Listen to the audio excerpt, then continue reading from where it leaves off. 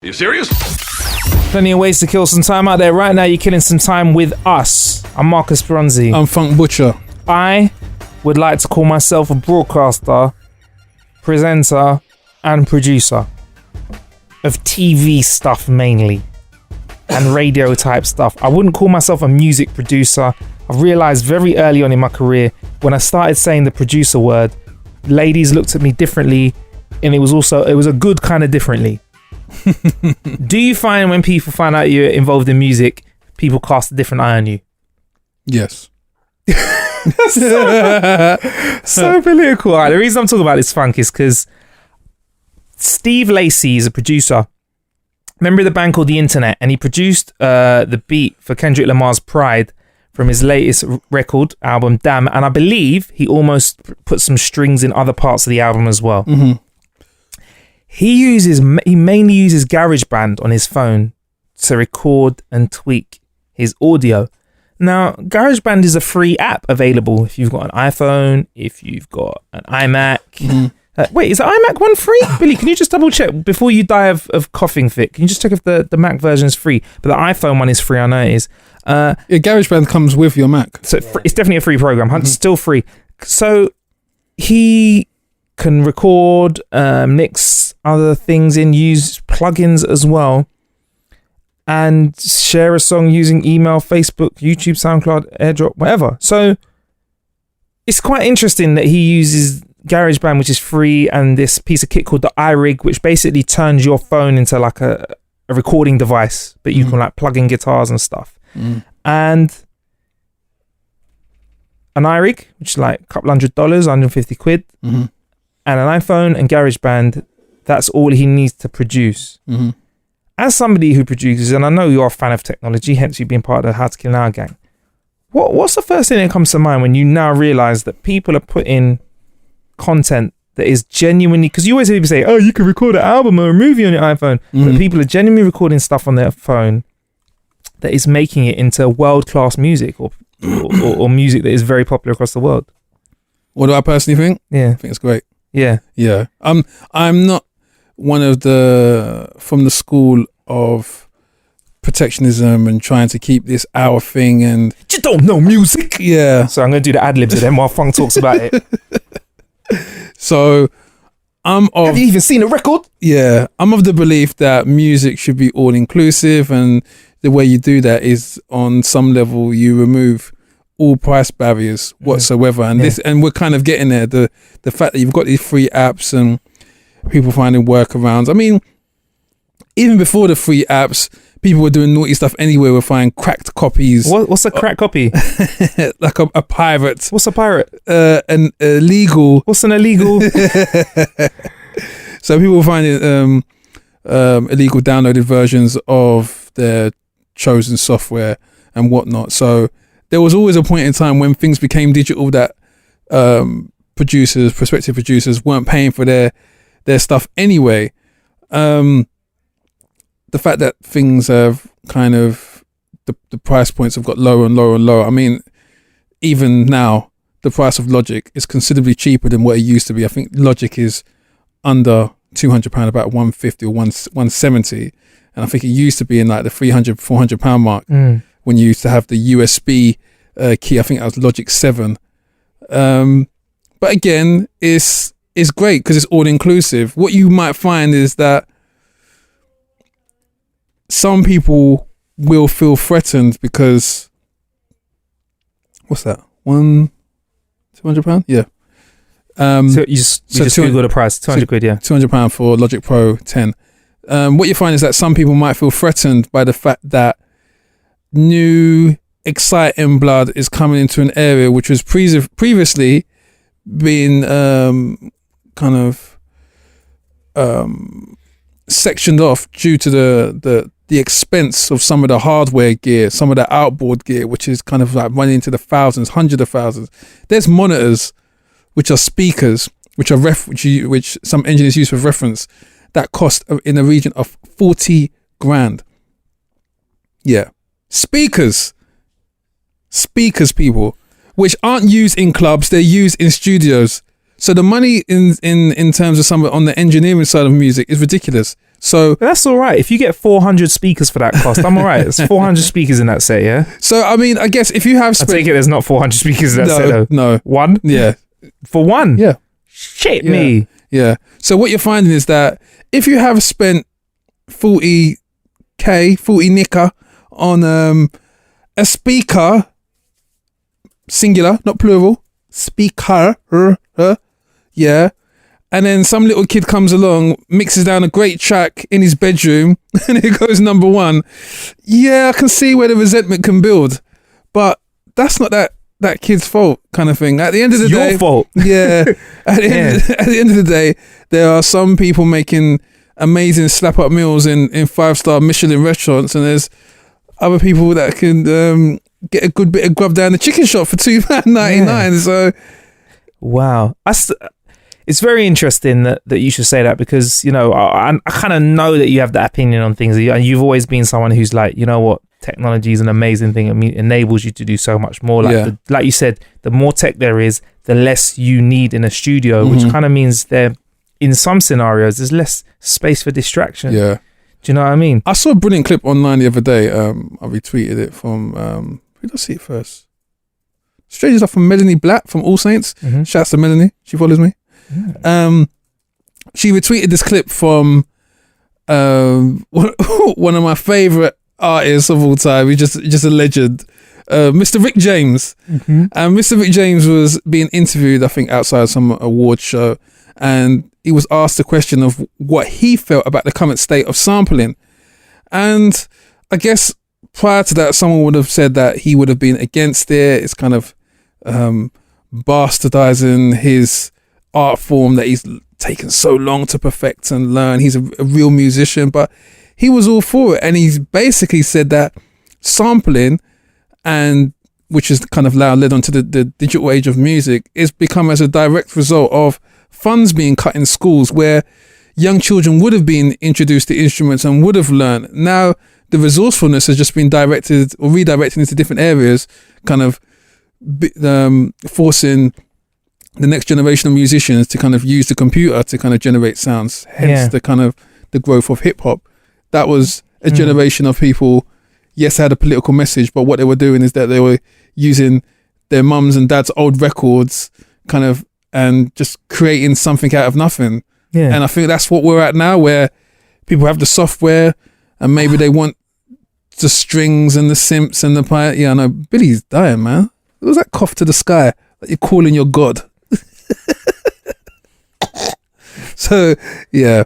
So I mean, it's just a way that the ingenuity of a generation kind of develops itself and shows its face.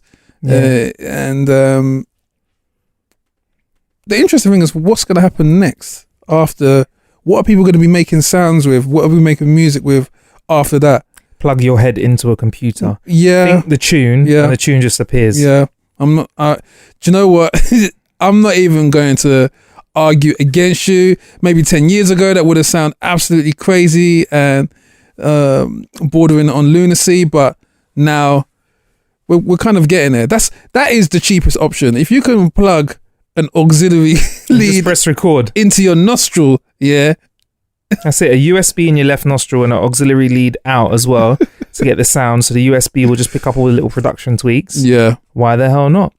You could sing with it as well. If you could record your voice, you just think about it. Mariah Carey would be in tune all the time. She needs it. So yeah, I mean, what say you then to those, like, when you're in a real life conversation and somebody starts saying to you, "Oh, funk these kids nowadays, technology." No. Like, how do you react to that? Because I kind of tend to wind up people like that. Like when I have conversations when there's people that are like, they try and have that conversation with me and tell me that a record sounds better than like a digital version of a tune. It's ridiculous. And it's like, and I'll let you know why, listener, because records deteriorate really quickly. And also they, like, you know, as lovely as they sound, they might not print perfectly. So then for starters, you've got something that could be damaged. Then if you're in a club and a guy's pulled them in and out of his bag and some needle has been rubbing them up and down, it messes up the sound. So even though, like, people like the crackle of a record, that might not necessarily be how, like, I know Mozart didn't record a crackle. No. When he wrote like his like, you know, best bits of work. Yeah. Do you know what I mean? So records, they deteriorate in sound. So it's really interesting when people go, records sound better. Yeah. I'm like, they sound different. Yeah. But I don't know if they necessarily sound better. Plus, they're a bitch to carry if you got to carry 100 of them. I remember when I used to do gigs, I used to carry 200 records with me. Yeah. And I'd had no internet, so I had to make sure I selected good records. But you had a wide back? I had a wide back. And I used to have to be prepared to get a lot of bad looks if there was no side entrance to the DJ booth, because I had to smash up some knees with the old record boxes, because old record boxes used to be like bulletproof, basically, because you wanted to protect your records in there.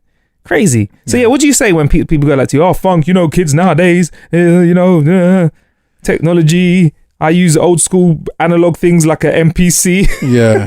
Generally, that nowadays I can't be bothered to kind of engage in that kind of, because I know where it's going to go. They're going to dig their heels in because it's an elitist argument. They obviously want to protect the very nature of where they've come up from in music. And obviously they can do that by staying that, because that gear, that method of playing, it's not around anymore. It's expensive as well. So it's kind of like a it's like a cheap shot, because that person that you're talking to can't go back in time to experience that. They can't purchase that hardware anymore. So it's a cheap shot to turn around and say, oh, but this isn't kind of an original 808 machine that we're using the real Roland 303 or the real Roland 808 machine here. That's just a simulation 909 sound there. We're using the real SP1 or whatever kind of thing. I lost you after 808, but yes. So when you're kind of referencing all this hardware gear, which is kind of defunct now, you see what they did? Defunct. So you're clearly putting yourself in a position where that person can't get to. It's as outdated as a DeLorean kind of thing. It's just like someone turns around and drops in your ear, but I had a DeLorean. You can't really come back because you can't buy a DeLorean anywhere, or even if you can, the price is ridiculous. Right. It's just the company folded. All right, fair enough. Well, thank you very much for that, Funk. So Garageband. Yes. Are you going to try and make a hit on it next? Any hits? You think you'll switch over? Try it out? The thing with GarageBand pretty much does. I've always understood GarageBand to be the little younger brother that couldn't afford the name brand gear. That was GarageBand to Logic. Right. Yeah. So that's how I've always understood it. Like GarageBand was the one with the no labels on the clothes. It was all right. It was nice. Get a few girls looking at him, but it wasn't doing what Logic was doing. Okay, so GarageBand is me. It's a bit Marcus Bronzy, and Logic's a bit Funk Butcher. Is that what you're saying? Yeah. Yeah, but there's not messing about. Yeah, that's me. Yeah, but again, it's amazing what you find out, what some people have used to kind of get some of their chart success. When some people turn around and say, "Oh, yeah, I use Fruity Loops," which is another one which has kind of taken a lot of stick over the years. Yeah, because it's seen as inferior. I think it's a case of a bad name, Fruity Loops. Yeah, like bad name for production software. Yeah, great name for cereal. Yep. Yeah, you know what I mean. Yeah, but but loads of hits are made. That's also a great name for a program on mental health. Yeah, like a quirky one, like a 6-part comedy drama. Drama. Yeah, Fruity Loops. Now I'm talking about a real program, as in one the NHS could roll out. Like we send. That's what we said. So your doctor gives you send you a letter to a specialist, and you go, "Hey, you've been invited to Fruity Loops." Fruity Loops 6-month course. Wow. But I don't know where the stigma came from that one. I guess it was the user interface, the little coloured. You can't have colour when you're making something so serious as music. The screen needs to be intimidating. That's like Excel. When you look at Excel, it's the layout of the screen that makes it look. It's like a horror film. Yeah, I mean, I will say this though. Some of those old school programs and like old school vibes, like turntables and stuff like that. Yeah, they do look cool though. Oh yeah, like when somebody fires up a big ass 15-screen studio. Yeah. They really could just be playing like a song through the auxiliary, yeah? But what's pissing people off now is that obviously a lot of this old school stuff is coming back, and that's pissing off the old guard, because they're just like, hey, now that cheap shot that I was using to say that this is a bygone era that you can never, ever access again, I can't even say that anymore. But there's one line that they can still say. Go on. Like for example, there's a new 808 that comes out. Yeah, but it don't sound the same. Don't sound the same. Don't sound the same. So yeah. Anyway, let's move on. So the internet, it's like a human right. I believe in some places it is officially a human right to have access to the internet. It's also something that I feel we need, a bit like air. You know what I mean? The day, like, imagine not having the internet for a minute.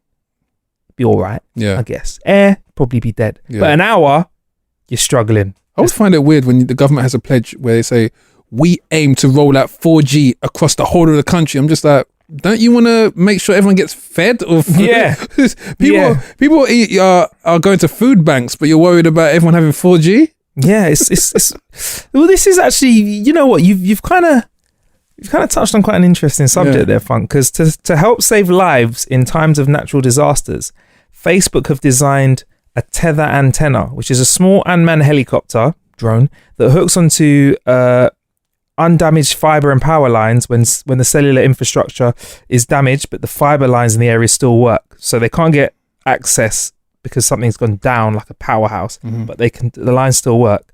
Connects to it, and then will hover a few hundred feet from the ground and provide internet. Okay.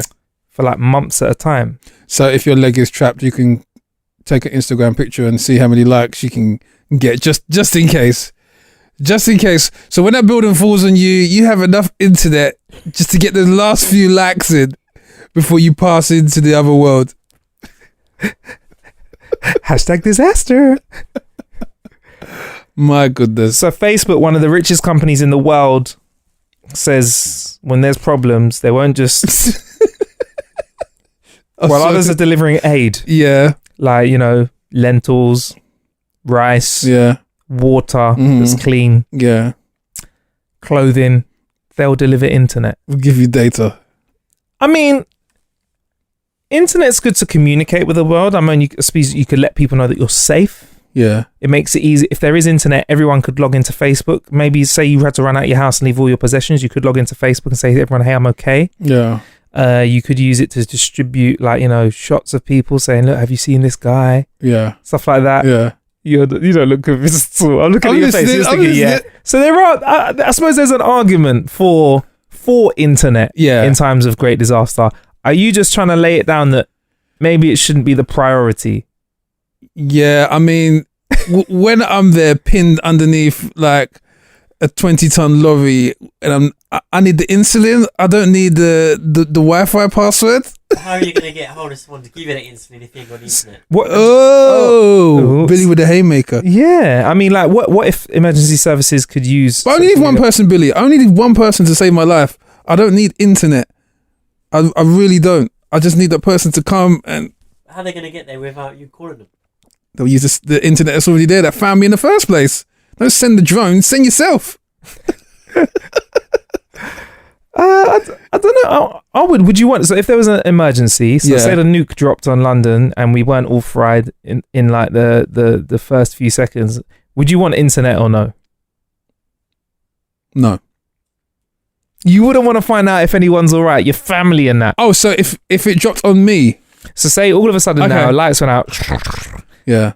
We heard the sirens. Woo! After you sampled that siren and made your next hit tune out of it. Yeah. Would you want internet though to contact those, right? No. Why not? Because this is the thing. Unless, do you know what's going to happen now? After, again, How to Kill Now is very influential. And I bet you, from this point onwards, script writers are going to start factoring this into their disaster movies. So it's not going to be any more running when there's that giant tsunami or the meteorite. People will be tweeting on the internet using... That's what they're going to do first before they start running. Because logically, that is a part of self-preservation. Letting everyone know, hey, I'm alive. Are you alive? Prove to me you're alive. Tweet me. Show me your location. Send me a picture. Snapchat me. I mean, certain times, like the kind of the instinct of self-preservation is kind of getting eroded. That normality of kind of like being expedient and just getting the hell out of there, that is getting eroded, where we feel like we need to kind of let everyone know that were okay or whatever. I'm gonna be like the Revenant 9000. You think you see? I'm gonna be not. I'm gonna be cutting open bears, climbing in them, eating other humans that are on the way out. Remember that film Alive? Eating tweeters. Yeah, remember Alive? Oh, that was sick. Yeah, when the plane crashed. Billy, this is before your time, Billy. There was a plane that crashed into the mountains, and he had to. You don't know films, Billy. There you go. You don't know films like I know films, Billy. And he had to eat his friends, Billy boy. He had to eat his friends because they weren't dead yet. But I'm talking about that kind of raw survival technique, not the internet. I mean, surely they could be putting that money into a satellite which detects any kind of movement and then just sending help there. Satellites. Yeah. Okay. Something more what's it called? More sophisticated than a satellite as in terms of it detects motion and it just sends people there. So maybe not customer facing internet, but internet to help service providers. I mean, there is another scenario like an end of the world sort of, the day after tomorrow sort of tsunami hitting the world environment where technology could help you. I could foresee, if I knew that it was going to be dangerous in the ends or in the area that we make How to Kill an Hour, and there was going to be stampedes of people running. People don't think logically sometimes. So like you said, they might run or they might tweet and stuff. I think I'd have a very high success rate if I tried to call an Uber to drive me away from a situation. I think a Uber XL... I think an Uber XL is a great way out of an emergency situation. They have water bottles, space. Yeah. They have the aux lead as well, so I could just, pump tunes. Is Uber XL the one where people can jump in with you? Yeah, of course, plenty of room. I'll be locking the doors, man. Oh, you're tight. You're cold like that, yeah? I'll be locking the doors. Fair enough. All right, anyway, let's wrap this one up. There's loads of ways to kill an hour out there. Thank you for killing this bit of time with me, Marcus Bronzy. And me, Funk Butcher.